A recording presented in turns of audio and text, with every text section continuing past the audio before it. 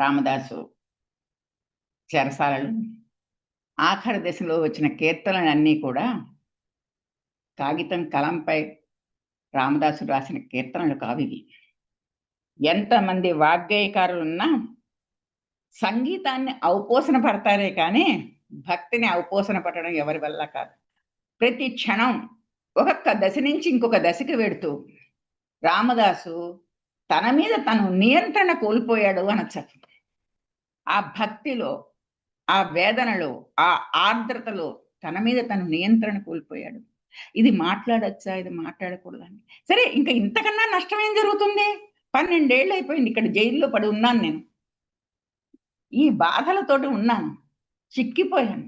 శల్యమైపోయాను. చైత్ర వైశాఖాలు తెలియడం లేదు. అయితే ఏమిటైపోయింది? ఇంకింతకన్నా నష్టం ఏమొస్తుంది? నేను అడగదలుచుకున్నవన్నీ అడిగేస్తాను అని చెప్పేసి నిర్ణయించుకున్నాడు రామదాసు. ఆ అడగదలుచుకున్న విషయాలు చూస్తే మనకి మతిపోతుంది. ఏమిటి ఇవి కూడా అసలు అడుగుతారా?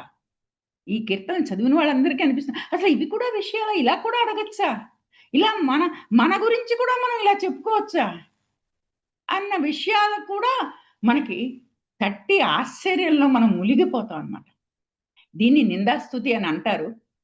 స్వయంగా మన కష్టాలు చెప్పుకోవడం అంటారు. ఈ విషయంలో రామదాసు అందరికీ ఆదర్శప్రాయుడయ్యాడు. సీతారామ స్వామి నే చేసిన నేరం వేమి చెప్పు చెప్పు అసలు. సీతారామ స్వామి నే చేసిన నేరం వేమి ఖ్యాతిగా నీ పద కంజయుగమును ప్రీతిగా దలుపక భేదమెంచి తిని సీతారామ స్వామి నే చేసిన నేరం వేమి. ఏం చేశానో చెప్పు అసలు ఒకసారి. రంగుగా నా 10 వేళ్లకు రత్నపు టుంగరములు నిన్నడిగి తినా. 10 వేళ్లకు ఉంగరాలు ఇవ్వమని ఏమని అడిగానా? చెంగటి భూసుర పుంగవులెవరక చెవులకు చౌకట్లడిగి తినా. ముంగర గొలుసులు ముత్యపు సరముల అంగనలకు నిన్నడిగి తినా. ఏమిటి అడిగాను అసలు?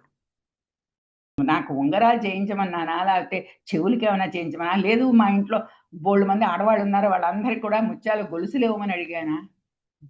ఇవి కూడా సాహిత్యంలోకి వస్తాయా అని అసలు ఈ అడగడం ఏమిటి? ఇలా నేను అడిగానా అని చెప్పడం ఏమిటి? అన్నీ కూడా కొత్త విషయాలే.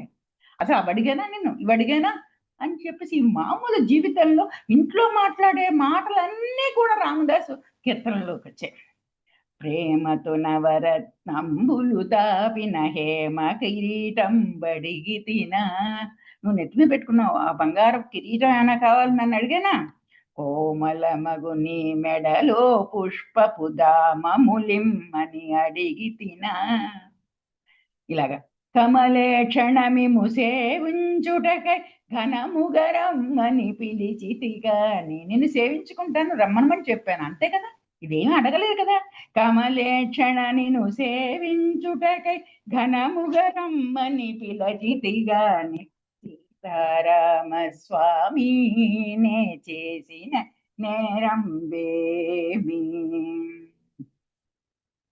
తరుచుగా నీ పదముల నమ్మిన సరిగజ్జలు నేనడిగి తినా అంటాడు మళ్ళీ.